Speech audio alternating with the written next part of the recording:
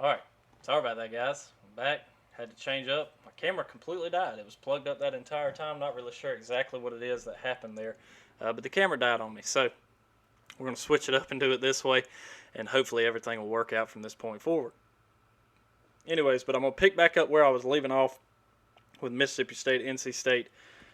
Don't remember exactly where it left off. That's one bad thing. But my hope is that Mississippi State's defense can show up and actually play in this ball game and be a contender to be able to stop NC State from scoring. As long as they can do that, they're going to be okay. So that's something to look forward to as far as that goes for NC State. Can Will Rogers continue being positive as far as offensive goes and pick up where he left off in the fourth quarter? Sorry, I'm kind of all jumbled after all that happened there with the camera. So let's just move on. 30 minutes later, ESPN Plus, SEC Network Plus, same thing that Auburn was playing on last week. You got to pay to watch it. It's kind of aggravating, I know, for them.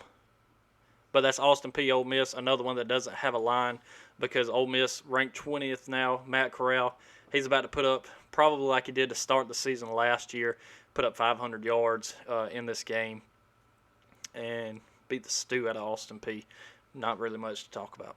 Not really much to talk about there. Ole Miss will roll in this one. Missouri, Kentucky. This is a big one. This is one that I think is, in my opinion, may not matter to many people, but this is one to me that I think is actually going to determine the difference in the SEC East. Not necessarily the SEC East as much as I think it's going to determine the SEC, the second ranking in the SEC East or the SEC, top of the SEC. Some people think that it's still going to be Florida. Maybe. I may be completely wrong on that. I'm not 100% sure. Don't quote me on it. Don't hold me to it. I guess you can if you want to. But I think this is one that comes down to the second rank of the SEC East. And I know I've already said it 3 times now, but Kentucky, 5-point favorites coming into this one. Over-under on this one is 56. Sorry, I have to go to my phone to kind of keep some of the stat lines coming up and going on this. I got to fix my audio here. I don't know why it keeps doing that. But anyways, Will Levis, I look for him to come in. You know that now that Kentucky's kind of figured that situation out. Throws for almost 400 yards, 4 touchdowns. Did throw an interception last week. Connor Bazelak, he also looked good as well. Both of them throwing for a heap load of yards, a couple of touchdowns on the night. And then Tyler Batty, he ran all over the place for Missouri. It's going to be a great game in my opinion. I'm not 100% if it's going to turn out the way that I think it is, but I do think that Kentucky stands a really good chance here. They are at home. They are favored in this game. So if it's up to me, I think Kentucky's going to win this one. I probably should stop saying that if we're going to do a picks part of this at the end of the show. But that's just what I have in it. It's going to be a good game. I'm looking forward to it. Quarterback matchup, running back matchup. Everything kind of matches up really well. Let's jump down to 8 o'clock. Same kind of networking there as the Austin Peay Ole Miss game on SEC Network Plus and ESPN Plus. That McNeese State, I think, coming down to LSU. Only cool thing about this one is it's Ed Ogeron's son. Coach O, go Tigers, with Cody Ogeron as his son coming in from McNeese. He's going to be the quarterback. He lit the world on fire in their first game. Loss. It's hard to believe you throw for almost 400 yards, 2 touchdowns, and you lose your season opener, but they did. LSU's going to roll on this one. They're going to turn around and pick up not where they left off, but should be able to just take off in this game after falling to UCLA last week. And then we jump down to poor old Vandy. 10 o'clock, that one there on CBS Network. Vandy traveling to Colorado State over in Fort Collins. And guess what? Colorado State in this one is a 7-point favorite. Over-under on this one is 51. They think that both teams are going to score a lot. I don't know. But Colorado State comes in as a 7-point favorite. Vanderbilt has got to get things figured out up there. Got to get things figured out up there. Because it's sad, really. I got a question I'm going to answer in just a little while, and I'll maybe give a little bit more opinion on this. Ken Seals has got to come alive for Vanderbilt. To me, he is just about the only saving grace that Vanderbilt can have to at least save whatever is left of their season after losing to an FCS opponent to open the season. It's difficult. That's difficult to start your season like that and really anticipate or plan to have any more success as the season goes. But that's what they're up against. Vandy starting 0-1 to start the season. Right now, it's planned for them to go 0-2. A lot of people don't think Vandy's going to win a game for the rest of the season. Maybe so.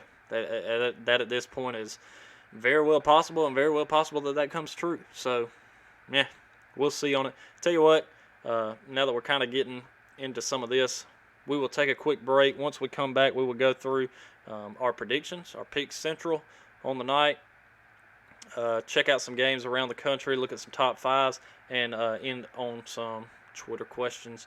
And, yeah, that'll pretty much wrap us up. We'll be right back.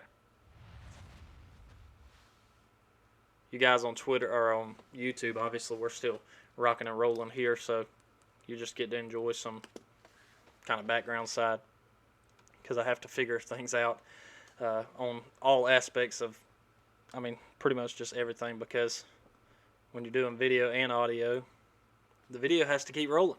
So you guys on video, you get to keep watching. I keep looking over here because I'm used to the camera being there, but it's right here right now. But let's jump back into it real quick. Coming into the Pick Central. I've got it.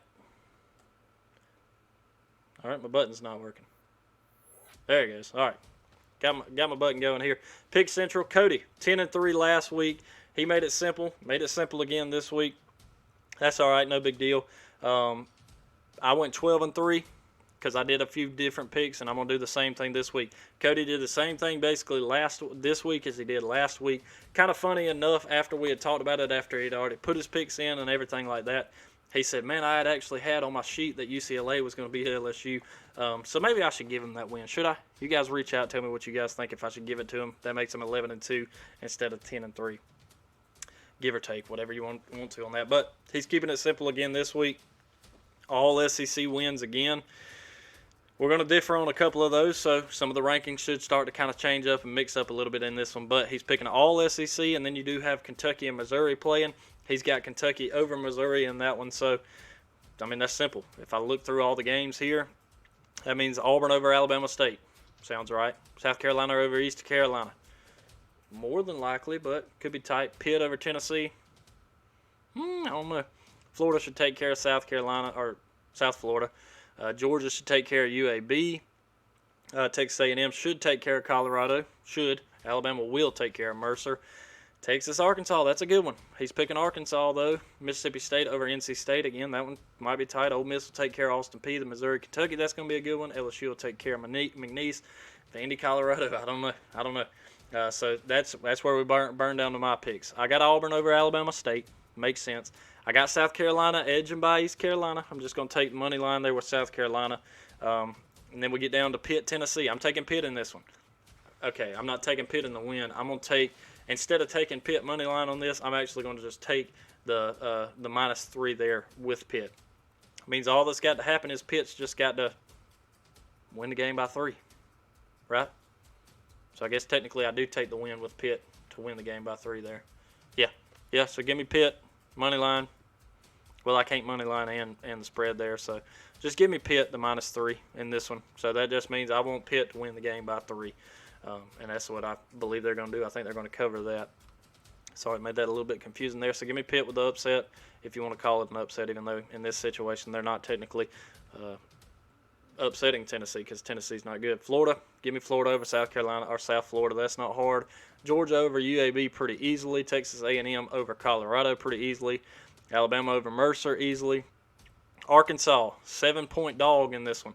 Give me Arkansas with the 7, +7 for Arkansas and the win. So give me 2 votes on that one, money line and +7. I guess that you can't. I don't know how that works. I don't know if you can go against the spread and pick money line in the same game. So I'm going to keep it simple because I'm not putting anything on this. It's just Arkansas +7 and the overall win.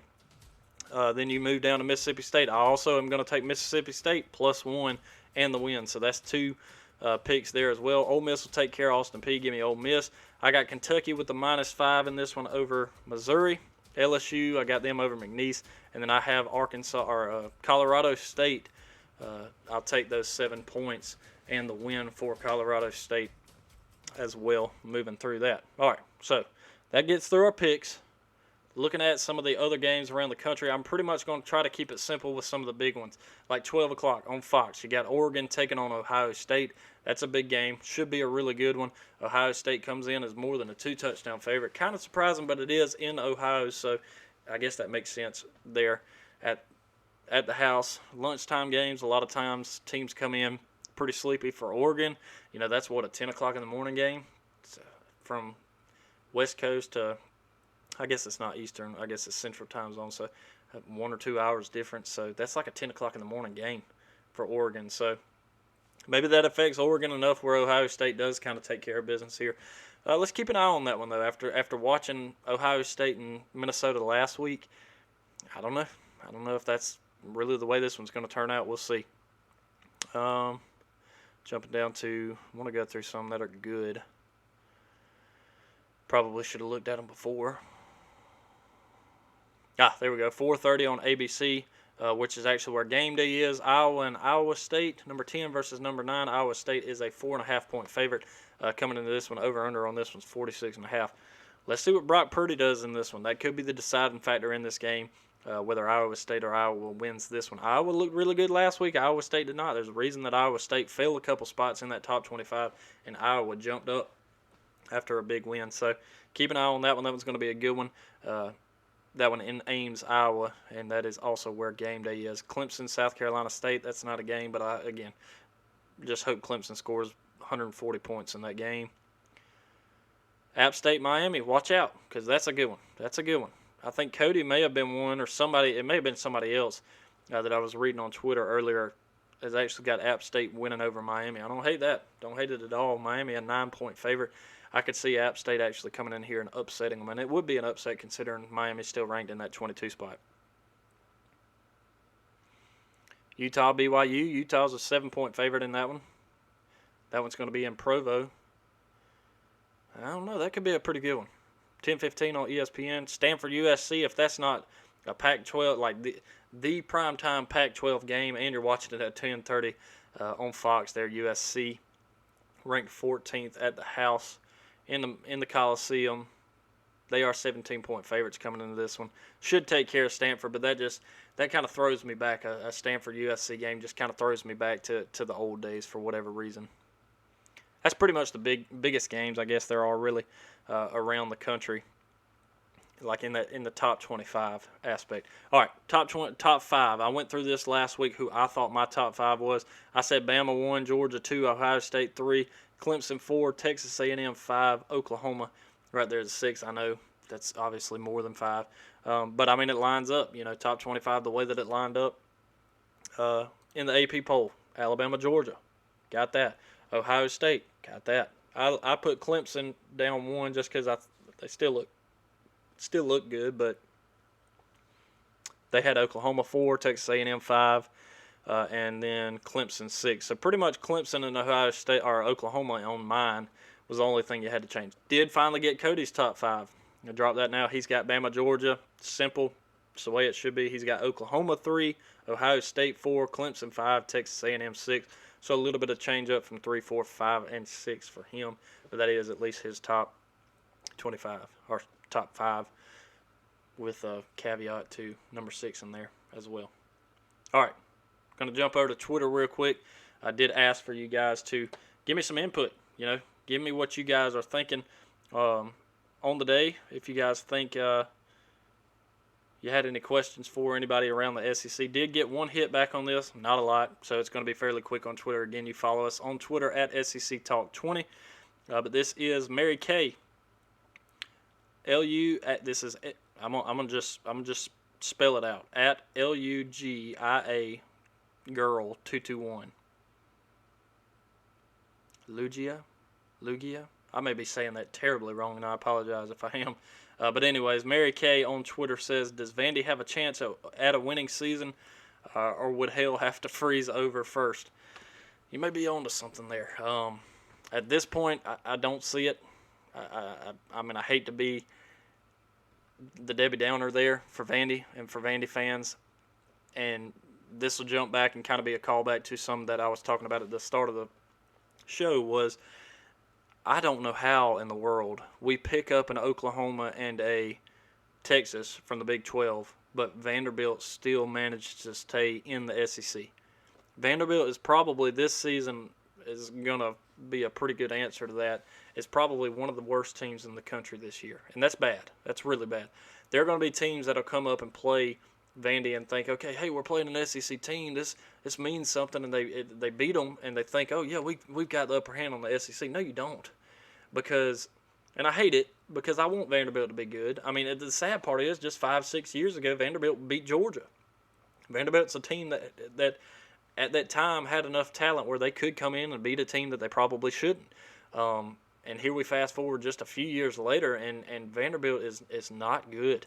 Ken Seals is not a bad quarterback. You know, you put him in other schemes, maybe he's better, maybe he has more success, but he's just Vanderbilt's not good. That is a program that has a long way to go and a lot of rebuild to happen to get back to any kind of prominence. So, do they have a chance of winning a winning season? I think hell's going to have to freeze over before that happens. Scary thing is we may not be far from that. So let's watch what we wish for in that. One funny thing that I saw on Twitter the other day was Trevor Lawrence there for Clemson after Georgia got the win.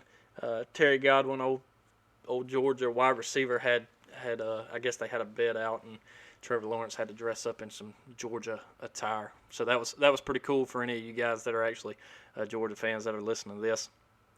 So that's pretty much all I got for you guys. Again, I will check back in on you guys on Monday. I'll probably tweet some stuff out and try to get all the information out to you guys between now and after the games Saturday, because, again, I'll be recording on Sunday night to get everything available to you guys on Monday. Going to try to continue this the video platform for you guys, so keep an eye out for that. Again, you guys follow us on Twitter at SEC Talk 20. Make sure you guys subscribe, like, follow, give us a 5-star rating on the Apple Podcast, wherever you guys are listening. Support will be in the link below in the description of the podcast. You guys tune in on Monday. Really appreciate you guys checking us out. Y'all have a good one.